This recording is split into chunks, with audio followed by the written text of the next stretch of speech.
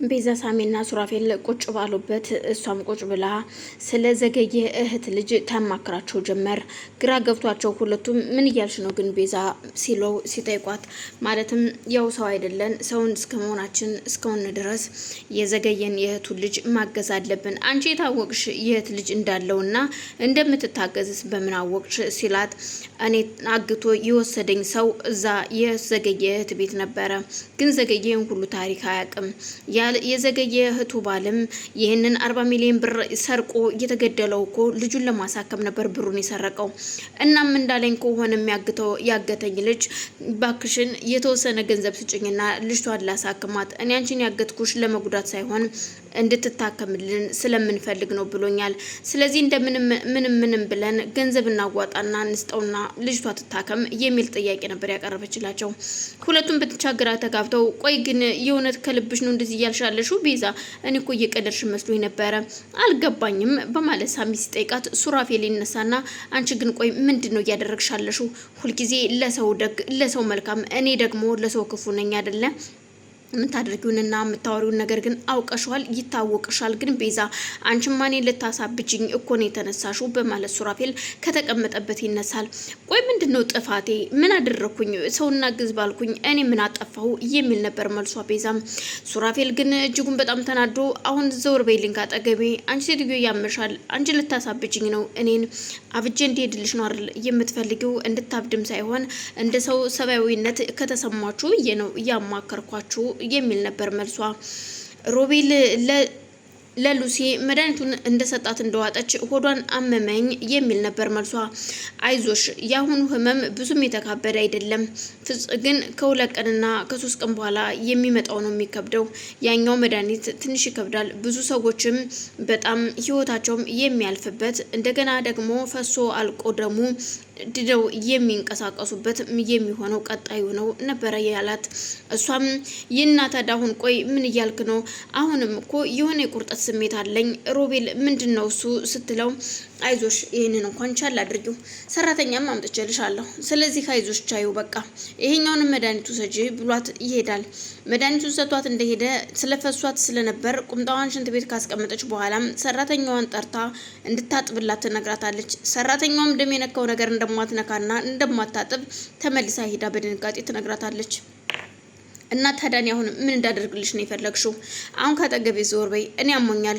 እንዴት ነው የምታደርገው? አንቺ እና ሰራተኛ ኮንሽ ሰራተኛ ሆነሽ የመጣሽው ደግሞ ስሪ የተባልሽውን ነገር ለመስራት እንጂ የምትሰሪውን ነገር እየመረጥሽ እንድትሰሪ አይደለም በማለት ስትናገራት፣ እኔ እንደዛ ማለት አይደለም እትዬ ይቅርታ አድርጊልኝ፣ አሁን ካጠገቤ ዞር ትይልኛለሽ ወይ ስትላት፣ የተቀጠረችዋም የሉሲ ሰራተኛ ሩጣ ወደ ስራዋ ወደ ኪችኗ ትሄዳለች።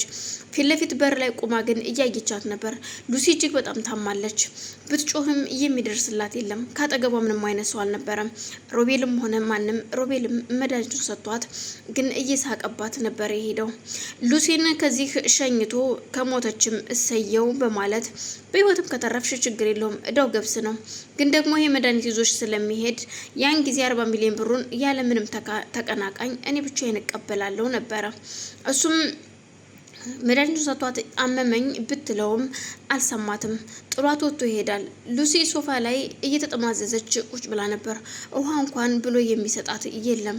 ከሁሉም ጋራ ወይኔ ሳሚ እግዚአብሔር የስራህን ይስጥህ፣ አንተን ለዚህ ሁሉ ያደረስከኝ፣ ያንተን ልጅ በሆዴ ባሊዝ ኑሮ ይህንን መድኃኒት አልወስድም ነበረ። ሳሚን እየተሳደበችና እየረገመች እዛው ሶፋ ላይ ትገላበጣለች። ግን ደግሞ ሶፋውም አልበቃት ብሎ ወደ መሬት ወርዳ ከጠረጴዛ ስርም በንፍቁቋ መሄድ ትጀምራለች። ሰራተኛዋ ግን በሩ ፊት ለፊት ስለነበረ በር ላይ ቁማ እያየቻት ነበር። ግን አነጋገሯ ደግሞ በጣም ከባድ ስለነበረ ምንም ነገር ማለት አልፈለገችም። እያሻገረች ከማየት ውጪ ሌላ ምንም አማራጭ አልነበራትም። ሉሲ እየተንፈራፈረች ቢሆንም ወደ በር እረ ድረሱልኝ እየሰው ያለህ ብትልም የሚደርስላት ሰው የለም። ሳሚ እቤት ውስጥ ቁጭ ብሎ ቆይ የእውነት ሮቤልና ሉሲን መግደል አለብኝ፣ አሁን መዳን አለብኝ፣ ስድን እወጣለሁ ከዚህ ስወጣ ያን ጊዜ ግን ምንም አይነት የማደርገው ነገር አይኖረኝም፣ ቅድሚያ ሉሲንና ሮቤልን ማስወገድ አለብኝ። እንደዚህ እንደተጫወቱብኝማ እኔ ሳሚ አይደለሁም በማለት ብቻውን ያወራል። ቆይ አንተ ምንድነው ብቻ ነው የምትመተመተው? ቆይ እኔ የምልህ ፍቅር ነው አይደለ? ሉሲ ናፍቃህ ነው በማለት ቤዛ ትነግረዋለች። ቆይ አንቺ ምን ሆነሻል ግን? እንዴት ነው እኔ አሁን እሷ የምትናፍቀኝ? ግን ጤነኛ ናችሁ እናንተ ነው ወይስ እኔ ዝም ስል እኔን ስደሰት ደስ የማይላችሁ ናችሁ? እኔ ሉሲን በአሁኑ ሰዓት ስድን ሂጄ ምን እንደማደርጋት ሉሲንና ያን የተረገመ ሮቤልን ምን እንደማደርጋቸው እያሰብኩ ነው። ሀሳብ ላይ ነኝ። የእሷን ናፍቆት የለም። እሷ እኮ ሸጠችኝ ታውቂያለሽ፣ በገንዘብ ሽጣኝ፣ ለዛውም ከጥላቴ ከሮቤል ጋር እኮ ነው እያበረችብን። ስለዚህ እንዴት ነው እኔ እሷን ላፈቅራት የምችለው? ያው ልጅህን በሆዷ ይዛለች ብዬ ነው። ምንም በሉኝ፣ አሁን ላይ ስለ ሉሲ አይደለም የማስበው፣ ስለ ራሴ መዳን ነው። ግን እህቴ ያለችበትን የሚያውቃለ ጸበል ሄዳለች ብሎ የነበረ እኮ ቅንጅርት እዛ ነው ያለችው። ይሄን ሁሉ ታሪክ የሰማች አይመስለኝም። ደግሞ መስማት የለባትም። እርግጠኛ ነኝ ቅንጅርትም ይሄን ነገር ማወቅ ያለበት አይመስለኝም። ቅንጅርት ካወቀ ሉሲ ታውቃለች። ሉሲ ካወቀች ቅንጅርት ያውቃል። ቅንጅርት ካወቀ ደግሞ ማማዬም ታውቃለች ማለት ነው። ማማዬ በእኔ ነገር ልትጨናነቅ አልፈልግም፣ አደራችሁን በማለት ለነ ቤዛ ይነግራቸዋል። ቤዛም